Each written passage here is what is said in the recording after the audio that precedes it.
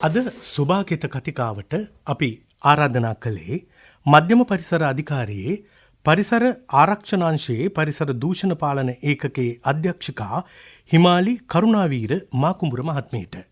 එතුමිය සමගිනුයි අද දවසේ අපේ කතා බහ මෙලෙසින් ඔබ හමුවේ තබන්නට අපි අපේක්ෂා කරන්නේ. හොඳයි. සුරක්ෂිත පරිසරය සුරක්ෂිත අනාගතයක් සඳහා බලපාන ප්‍රධාන සාධකයක් වනවා. ඒ නිසා හැම විටම සෝබා දහමට අනුගතව සංවර්ධන කටයුතු වල යෙදීම මනුෂ්‍යයාගේ අරමුණ විය යුතුයි. රටේ ආර්ථිකයට ප්‍රබල දායකත්වයක් සපයන වගේම පරිසරයේ තිරසර භාවයට යම් යම් සීමා ඇති කෙරෙන කර්මාන්ත පරිසර හිතකාමී කර්මාන්ත ලෙස ස්ථාපිත කිරීම අනාගත පරිසර සුරක්ෂිතතාවයට හේතුවක් වනවා. ඒ නිසා මධ්‍යම පරිසර අධිකාරිය විසින් මෙරට හිතකර පරිසර හිතකාමී කර්මාන්ත සංස්කෘතියක් බිහි කරන්නට ප්‍රබල දායකත්වයක් සපයනවා. ජාතික පාරිසරික පනතේ නව සංශෝධනවලට අනුව මේ සඳහා විශාල බලතල ප්‍රමාණයක් මධ්‍යම පරිසර අධිකාරියට මේ වන විට ලැබී තිබෙනවා. මේ පිළිබඳව වැඩිදුර තොරතුරු දැනගැනීම සඳහා අද අපි සෝභාගිත මැදිරියට දුරකථනය ඔස්සේ සම්බන්ධ කරගත්තේ මධ්‍යම පරිසර අධිකාරියේ පරිසර දූෂණ පාලන ඒකකයේ අධ්‍යක්ෂකා හිමාලි කරුණාවීර මාකුඹුර මහත්මියයි. අපි එතුමිය පිළිගන්නවා ආයුබෝවන් කියලා. ආයුබෝවන් සුබ උදෑසනක් ඔබතුමියට. ආයුබෝවන් සුබ උදෑසන. ඔව් අධ්‍යක්ෂකතුමියනි අපි මුලින්ම දැනගන්න කැමති මධ්‍යම පරිසර අධිකාරියේ පරිසර දූෂණ පාලන ඒකකයෙන් සිදුවන කාර්යභාරය පිළිබඳව කෙටියෙන්. ඔව් ඇත්තටම සුචිව කියනවා නම් මධ්‍යම පරිසර අධිකාරිය කියන්නේ ලංකාවේ පරිසර දූෂණ පාලනය, ඒ වගේම පරිසර කළමනාකරණය, පරිසර ආරක්ෂාව ඒ සම්බන්ධ කටයුතු කරන එකම ආයතනය තමයි මධ්‍යම පරිසර අධිකාරිය. එතකොට අපේ මධ්‍යම පරිසර අධිකාරිය ජාතික පාරිසරික පනත යටතේ තමයි පිහිටවන්නේ. ඒතර මේ පනත යටතේ පිහිටවනකොට අපේ එක එක කාර්යභාරයන් අපේ විවිධ අංශවලට යොමු වෙලා තියෙන එක කාර්යභාරයන් කරන්න තමයි අපේ විවිධ අංශ පිහිටවලා තියෙන්නේ. එතකොට මේ යටතේ පරිසර දූෂණ පාලන ඒකකයේ තියෙනවා.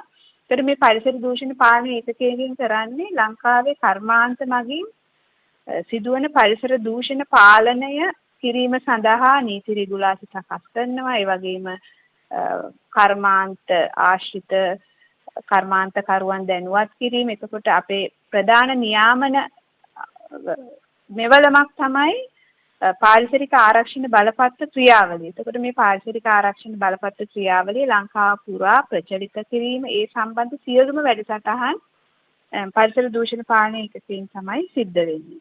ඔව් හොඳයි කියන්න. ඒ වගේම දැන් කර්මාන්ත පාලනය කරනවා විතර නෙමෙයි අපි කර්මාන්ත වලට යම්කිසි සහයෝගය ඒ වගේම උපදෙස් ලබා දෙනවා. ඒක වැඩි දියුණු කිරීම සඳහා. ඒ වගේම අපි ජනාධිපති පරිසර සම්මාන උළෙල කියලා සම්මානල අවුරුදු පතා පවත්වනවා ඒ කර්මාන්ත ඇගයීම සඳහා. අන්න ඒ වගේ කාර්යයන් රැසක් අපේ මේ ඒකකයෙන් සිදු කරනවා. ඔව්. අධ්‍යක්ෂකතුමියනි මෙරට පරිසර හිතකාමී කර්මාන්ත සංස්කෘතිය බිහි කිරීම සඳහා මධ්‍යම පරිසර අධිකාරිය මේ වන විට ගෙන තිබෙන ක්‍රියාමාර්ග මොනවාද? ඔව් ඇත්තටම පරිසර ආරක්ෂණ බලපත්‍ර ක්‍රියාවලිය වගේම පරිසර ඇගයීම් බලපෑම් ඇගයීම් ක්‍රියාවලියක් සිද්ධ වෙනවා. ඒ වගේම අපේ අධිකාරී ක්‍රියාවලිය යටතේ හානිකර බලපත්‍ර, ඒ කියන්නේ හානිකර අපද්‍රව්‍ය ජනනය වෙන කර්මාන්ත සඳහා බලපත්‍ර ක්‍රියාවලියකුත් ක්‍රියාත්මක වෙනවා. එතකොට මේ සියලුම නීතිමය මෙවලම් හරහා අපි සිදු කරන්නේ පරිසර හිතකාමී කර්මාන්ත සංස්කෘතියක් බිහි කිරීම. ඒ වගේම කර්මාන්තයක් පළමුවෙන්ම ස්ථාපිත කරන්න ඉස්සෙල්ලා අපි පාරිසරික නිර්දේශය කියලා නිර්දේශයක් ලබා දෙනවා. දැනට ඒක නීතිමය නෑ. ඒ වුණාට අපි ඒක සාමාන්‍ය විදිහට ක්‍රියාත්මක කරනවා අපේ ක්‍රියාපටිපාටි තුල. මොකද කර්මාන්ත කරුවට පුළුවන් එතකොට තමන්ගේ කර්මාන්තය යම් සුදුසු ස්ථානයක පිහිටව ගන්න. ඊට පස්සේ තමයි එයා කර්මාන්ත ක්‍රියාවලිය ක්‍රියාත්මක කරනකොට පරිසර ආරක්ෂණ බලපත්‍රය ලබා දෙන්නේ. එතකොට මේ පරිසර ආරක්ෂණ බලපත්‍රය ලබා දීමේදී අපි ඒ කර්මාන්තයෙන් සිදුවන වායු දූෂණය, ජල දූෂණය, එතකොට ශබ්ද දූෂණය, කම්පන දූෂණය පාලනය ඒ සියලුම දේවල් සිදු කළා තමයි අපි කර්මාන්තයකට ඒ බලපත්‍රය ලබා දෙන්නේ. එතකොට ඒ කර්මාන්ත කරුවට ඒ සම්බන්ධයෙන් අපි දැනුවත් වීම සිදු කරනවා. ඒ වගේම එයාට යම්කිසි සහන සැලසෙනවා. සහයෝගය ලබා දෙනවා ඒ කර්මාන්තය හොඳ විදිහට පරිසර හිතකාමී විදිහට කරන්න. එතකොට මේ හරහා තමයි අපි ඇත්තටම කර්මාන්ත දිරිමත් කරලා ඒ හරහා ඒ සංස්කෘතියක් ඇති කරන්න අපි සෑම විටම බලාපොරොත්තු වෙනවා. මේ ක්‍රියාමාර්ග හරහා. හොඳයි. ඔව්. අධ්‍යක්ෂකතුමියනි මෙන්න මේ ගනිපු ක්‍රියාමාර්ග සිදු කිරීමේදී මුහුණ දීමට සිදුවන ගැටලු මොන වගේද? ඇත්තටම කියනවා නම් දැන් කර්මාන්ත ගත්තොත් බොහෝ විට අපනයන සම්බන්ධ කර්මාන්ත නම් අනිවාර්යයෙන් මේ කර්මාන්ත සඳහා පාරිසරික ආරක්ෂණ බලපත්‍රයක් තිබිය යුතුයි විදේශයන්ට අපනයන කරනකොට. එතකොට ඒ සම්බන්ධයෙන් මධ්‍යම පරිසර අධිකාරියට ඒ කර්මාන්තකරුවන් ඉතා කැමැත්තෙන් මේ බලපත්‍රය ලබා ගන්නවා තමන්ගේ අපේ නීති රෙගුලාසි අනුව. ඒ වගේම දැන් අපිට තියෙන බලවත් ප්‍රශ්නයක් තමයි පළාත් පාලන ආයතන සමග අපි සම්බන්ධ වෙන කුඩා පරිමාණ කර්මාන්ත සඳහා පරිසර ආරක්ෂණ බලපත්‍ර ලබා දීමේදී. එතකොට ඇත්තටම පළාත් පාලන ආයතන වල නිලධාරීන් ඇත්තටම තාක්ෂණික වශයෙන් දැනට යම් මට්ටමක තියෙන උනට ඒක දියුණු කරගත යුතුයි. එතකොට ඒගොල්ලන්ට අපි දැනුවත් කිරීම වැඩසටහන හරහා තමයි අපි ඒ ක්‍රියාත්මක කරන්න ඒගොල්ලන්ට උපදෙස් ලබා දෙන්නේ. එතකොට මේ සම්බන්ධ පොඩි නොගැලපීමක් තියෙනවා.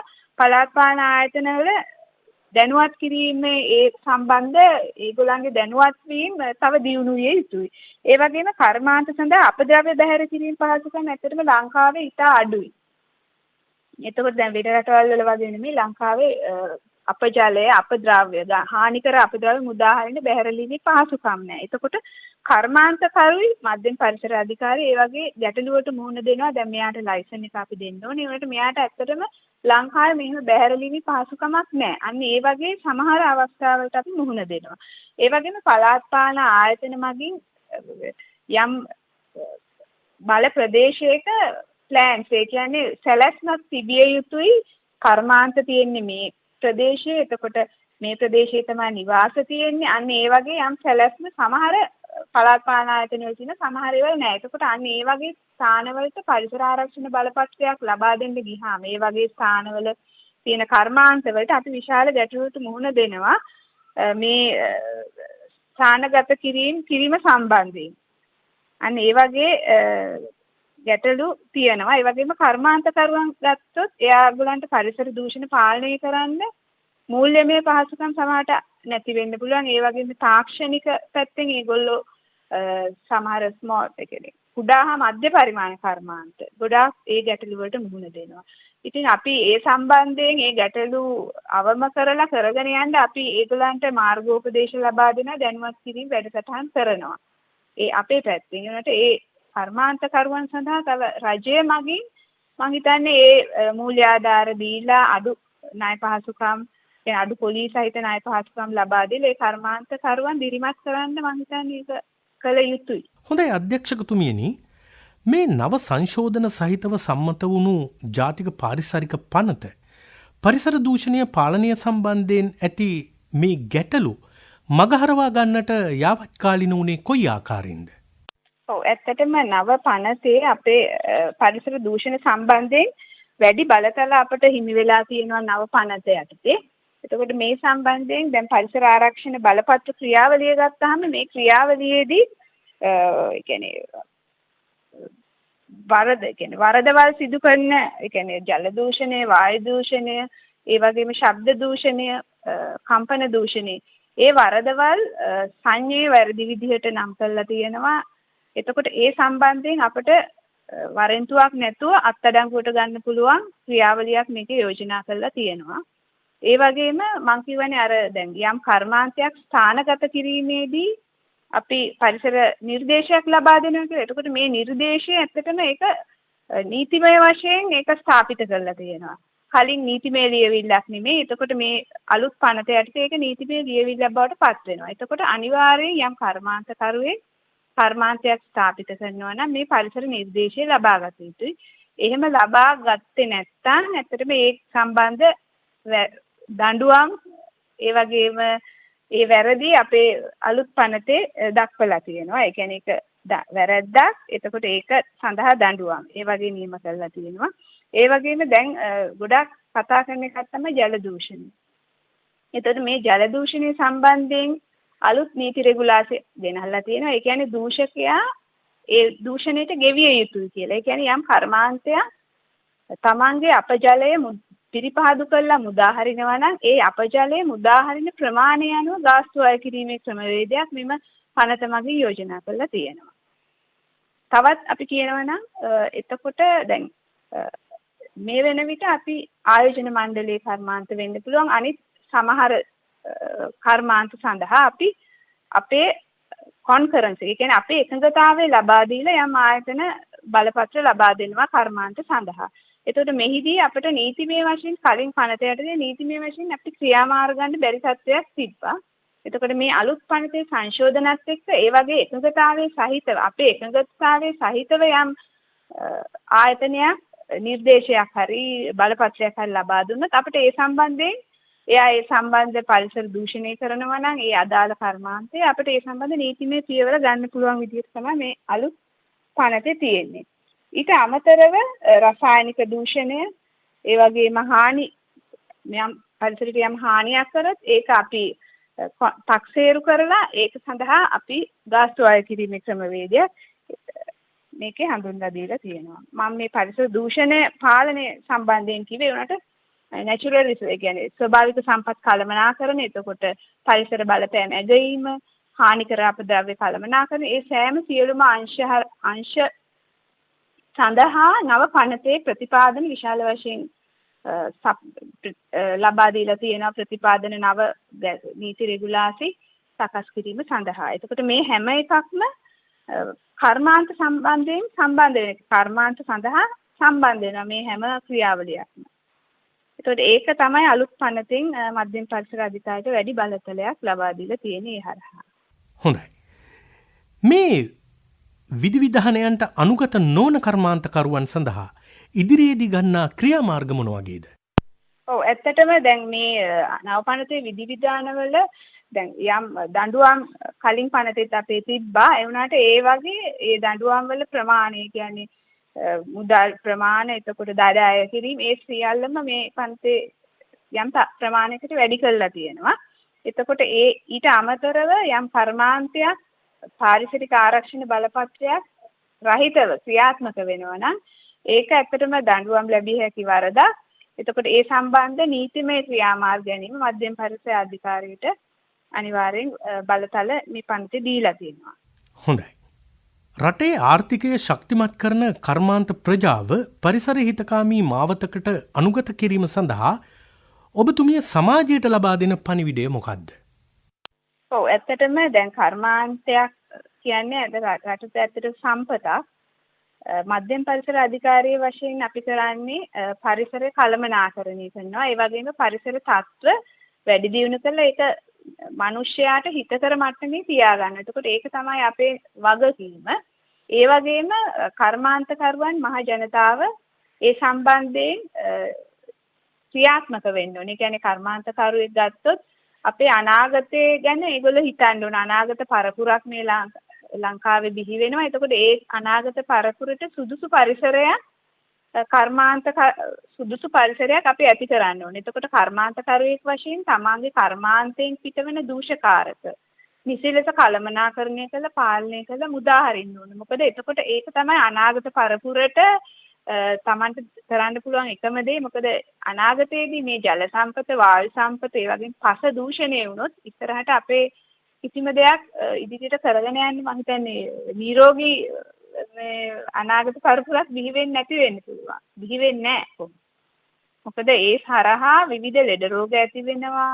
ජලය සම්බන්ධයෙන් ලෙඩ රෝග ඇති වෙන්න පුළුවන්. වායු දූෂණය, වායු හරහා ඇති වෙන විවිධ ලෙඩ රෝග ඉදිරියේදී ඇති වෙන්න පුළුවන්. ඒ වගේම පස දූෂණයෙන් ගස්වැල්, ගංගා ඒ හැම දෙයක්ම නැති වෙලා යන තත්වයකට පත් වෙන්න පුළුවන්. ඒ නිසා කර්මාන්තකරුවන් වශයෙන් රටේ ආර්ථිකය ශක්තිමත් කරන කටයුතු විදිහට ඉදිරි පරපුර ගැන, ඉදිරි අනාගත පරපුර ගැන අපි විශේෂයෙන් හිතලා ඒ පරිසර හිතකාම විදිහටම තමයි කර්මාන්ත කරගෙන යන්න කියලා මම ඉල්ලනවා. ඔව්. හොඳයි. ඉතින් අද දවසේ අපේ කතා බහට අපි නැවතීමේ තිත තබන්නට බලාපොරොත්තු වෙනවා. අද අපි කතා කළේ විශාල බලතල ප්‍රමාණයක් ජාතික පාරිසරික පනතෙන් නව සංශෝධනවලට අනුව ක්‍රියාත්මක කරන්නට මධ්‍යම පරිසර අධිකාරියට ඉඩකඩ ලැබී තිබෙනවා. ඉතින් මේ පිළිබඳව වැඩිදුර තොරතුරු දැනගන්නටයි අපි සෝභාකිත මැදිරියට දුරකථන මාර්ග ඔස්සේ සම්බන්ධ කරගත්තේ මධ්‍යම පරිසර අධිකාරියේ පරිසර දූෂණ පාලන ඒකකයේ අධ්‍යක්ෂිකා හිමාලි කරුණාවීර මාකුඹුර මහත්මිය. ඔබතුමියට බෙහෙවින් ස්තුතිවන්ත වෙනවා අද දවසේ අපත් එක්ක සෝභාකිත කතිකාවට මෙලෙසින් එක්වීම පිළිබඳව. ස්තුතියි. නිසසල පරිසරයේ කසලෙන් පුරවන්න එපා. නිවසට කාර්යාලයට පොදු ස්ථානවලට රැගෙන එන දේවලින් ඉතිරවන කසල පරිසරයට බැහැර කරන්න එපා. දි รา පත් වන දෑ කොම්පෝස්ට් බැරළ තුලට පමණක් දමන්න. අනිකුත් කසල අදාළ භාජන වලට පමණක් පහලන්න. කසලින් තොර සුන්දර සෞඛ්‍ය සම්පන්න පරිසරයක් වෙනුවෙන් ඔබේ සහයෝගය ලබා දෙන්න. පරිසරයේ සුරකුණොත් ඔබත් සුරකේ. මධ්‍යම පරිසර අධිකාරියේ පණිවිඩයකි. සුභාකිත පුවත්. ශ්‍රී ලංකාවේ උපද්‍රවකාරී අපද්‍රව්‍ය පිරිසැකසුම් තාක්ෂණය සහ කාර්මික සහයෝගීතාව පිළිබඳව සහයෝගීතා හමුවක් පසුගිය ජූලි 14 වනදා මධ්‍යම පරිසර අධිකාරියේදී පවත්වන ලදී. මෙම අවස්ථාවට මධ්‍යම පරිසර අධිකාරියේ සභාපති මහාචාර්ය තිලක් හේවාවසම් මහතා ඇතුළු ජ්‍යෙෂ්ඨ නිලධාරීන් පිරිසක් සහ චීන පාරිසරික සහ කාර්මික සහයෝගිතා ක්‍රියාකාරී කමිටුවේ නියෝජිතයන් පිරිසක් සහභාගී වූහ. මෙහිදී එම කමිටුවේ මහලේකම් ෂී ෂියෑන් මහතා විසින් අදහස් දක්වමින් උපද්‍රවකාරී අපද්‍රව්‍ය පිරිසැකසුම් තාක්ෂණයන් පාරිසරික පාලනය සහ ශ්‍රී ලංකාව හා චීනය අතර කාර්මික සහයෝගිතාව සඳහා ඇති අවස්ථාවන් පිළිබඳව අවධානය යොමු කරන ලදී. මෙහිදී පරිසර දූෂණ පාලන ඒකකයේ අධ්‍යක්ෂිකා හිමාලි කරුණාවීර මහත්මිය ශ්‍රී ලංකාවේ පාරිසරික ප්‍රතිපත්තිය නියාමන රාමුව සහ වර්තමාන පාරිසරික කළමනාකරණ ක්‍රමවේද පිළිබඳවද උපද්‍රවකාරී අපද්‍රව්‍ය කළමනාකරණය සහ රසායනික කළමනාකරණ ඒකකයේ අධ්‍යක්ෂ මහෙස් ජල්තොට මහතා විසින් ශ්‍රී ලංකාවේ අන්තරාකාරී අපද්‍රව්‍ය කළමනාකරණය වර්තමාන තත්ත්වය සහ පවතින අභියෝග පිළිබඳව පැහැදිලි කළේය. අනතුරුව මෙම ද්විපාර්ශවීක සම්බන්ධතාව ශක්තිමත් කිරීමටත් දැනුම හුවමාරු කර ගැනීමටත් සාකච්ඡා කිරිණි. ජාතික පරිසර නියමු වැඩසටහනේ රන් සහ රිදී පදක්කම් දිනාගත් පරිසර නියමු සිසු දරුදැරියන් උදෙසා ජාතික මට්ටමේ ප්‍රශ්න විචාරාත්මක වැඩසටහනක් මධ්‍යම පරිසර අධිකාරියේ පරිසර අධ්‍යාපන ඒකකය විසින් සංවිධානය කරන ලද අතර එහි පළාත් මට්ටමේ පරිසර ප්‍රශ්න විචාරාත්මක වැඩසටහන පසුගියදා පැවැත්විනි. මෙම වටයේදී තරඟ කළ කණ්ඩායම් අතරින් කණ්ඩායම් 9ක් ජාතික මට්ටම් ප්‍රශ්න විචාරාත්මක වැඩසටහන සඳහා සුදුසුකම් ලැබූහ. ශ්‍රී ලංකාවේ දිස්ත්‍රික්ක 25ම නියෝජනය වන පරිදි එක් දිස්ත්‍රික්කයකින් සිසුන් 6 දෙනෙකු බැගින් තෝරාගෙන ඉන් කැපී පෙනෙන දක්ෂතා දැක් වූ පරිසර නියමුවන් 150 දෙනෙකුගේ සහභාගිත්වයෙන් පළාත් මට්ටමේ පරිසර ප්‍රශ්න විචාරාත්මක තරඟාවලිය පවත්වන ලදී. ජාතික පරිසර නියමු වැඩසටහන යටතේ රිදී සහ රන් පදක්කම් දිනාගත් සිසුන්ගේ දැනුම විවේචනාත්මක චින්තනය සහ පාරිසරික සංරක්ෂණය වෙනුවෙන් නැති කැපවීම ප්‍රදර්ශනය කිරීමට මේ හරහා අවස්ථාව සලසා දී තිබුණි. මෙම තරඟාවලිය මධ්‍යම පරිසර අධිකාරියේ පරිසර අධ්‍යාපන හා දැනුම්වත් කිරීමේ ඒකකය සහ ශ්‍රී ලංකා වරලත් පිරිස් කළමනාකරණ ආයතන විසින් ඒකාබද්ධව සංවිධානය කෙරේ. සුන්දුරු මිනිසුන්ගේ නවාතැන සුභාකිත වැඩසටහනට සවන් දෙන ශ්‍රාවක ඔබ ජයග්‍රාහකයෙකු කරන්නත් අප සූදානම්. ඒ සඳහා ඔබ කළ යුත්තේ සතිපතා අප අසන පැනයට නිවැරදි පිළිතුර මෙන්ම ඔබගේ නිවැරදි නම හා ලිපිනයද සඳහන් කොට එළඹෙන බදාදා දිනට පෙර 0.71-834-96-52 දුරකථන අංකයට කෙටි පණිවිඩයක් යොමු කිරීම පමණයි. තෝරාගන්නා ජයග්‍රාහකයින් 3 දෙනෙක් සඳහා සතිපතා මුදල් ත්‍යාග සමග වටිනා පාරිසරික ප්‍රකාශන කට්ටලයක් පිරිනමනු ලබනවා. හිතවතුනි සෝභාකිත වැඩසටහනින් පසුගිය සතියේ අප ඔබෙන් විමසනු ලැබුවේ මොනරාගල දිස්ත්‍රික්කයේ පිහිටා ඇති පාරිසරික ආරක්ෂක ප්‍රදේශයේ නම කුමක්ද යන්නයි. මොනරාගල දිස්ත්‍රික්කයේ පිහිටා ඇති පාරිසරික ආරක්ෂක ප්‍රදේශයේ නම කුමක්ද? එයයි අපි ගියවර ඔබෙන් ඇසූ පැනය.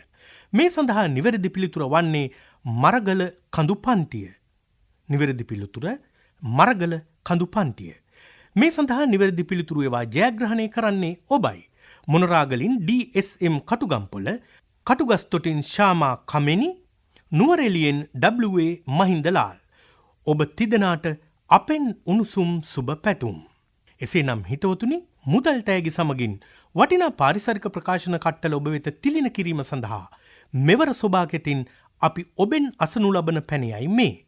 පරිසර හිතකාමී ලෙස කර්මාන්ත පවත්වාගෙන යාමෙන් ලැබෙන ප්‍රතිලාභයක් නම් කර එවන්න. පරිසර හිතකාමී ලෙස කර්මාන්ත පවත්වාගෙන යාමෙන් ලැබෙන ප්‍රතිලාභයක් නම් කර එවන්න. ඔබේ නිවැරදි පිළිතුර 0.7134.96.52 අංකය ඔස්සේ කෙටි පණිවිඩයක් ලෙස හෝ WhatsApp පණිවිඩයක් ලෙස ලබන බදාදාට පෙර අප වෙත එවන්න. එසේම ඔබගේ කෙටි පණිවිඩය එවීමේදී නිවැරදි පිළිතුර සමග අනිවාර්යයෙන්ම ඔබේ නම සහ ලිපිනයද නිවැරදිව එවීමට අමතක කරන්නට එපා. ඒ වගේම සොබාගෙත වැඩසටහන විකාශනය වූ පසු මධ්‍යම පරිසර අධිකාරියේ YouTube චැනලයේ උඩුගත කෙරෙන බවත් සොබාකෙතට ආදරය කරන ඔබට අපි සිහිපත් කරන්නට කැමැතියි. එසේනම් හිතවතුනි, ලබන ඉරිදාත් උදෑසන 9ට පරිසරය පිළිබඳ බොහෝ දෑ දැනගන්න FM තරංගමාලා 94.3 සහ 94.5 ඔස්සේ අපි සොබාකෙතේදී මෙලෙසින්ම හමුවෙමු. එතෙක් ඔබේ මතකයට සොඳුරු මිනිසුන්ගේ නවාතැන සොබාකෙත. අදත් සොබාකෙත වැඩසටහන සඳහා අපේ ගෞරවනීය උපදේශකත්වය මධ්‍යම පරිසර අධිකාරී සභාපති මහාචාර්ය තිලක් හේවාවසම් මහතා, අධ්‍යක්ෂ ජෙනරාල් RSP කපිල රාජපක්ෂ මහතා, පරිසර අධ්‍යාපන හා දැනුම්වත් කිරීම අංශයේ නියෝජ්‍ය අධ්‍යක්ෂ ජෙනරාල් SMA සේනානායක මහතා, අධීක්ෂණය පරිසර ප්‍රවර්ධන ඒකකයේ අධ්‍යක්ෂ අජිත් හේරත් මහතා, සම්බන්ධීකරණය පරිසර ප්‍රවර්ධන ඒකකයේ පරිසර නිලධාරිණී මදුචිකා දිල්හානි මහත්මිය. ඉදිරිපත් කළ අප සඳුනි සජින්තනා සමග සුජීව මානගේ. සොබාකෙත අදත් නිෂ්පාදනය කළේ සුජීව ප්‍රියශාන්ත. හමුවෙමු හිතවතුනි ලබන සතියෙත් සොබාකෙතේ. විරල තුරුය වන උයන් මල් උයන් පල උයන් විසි තුරුය සිසිලසින් වන ගොවන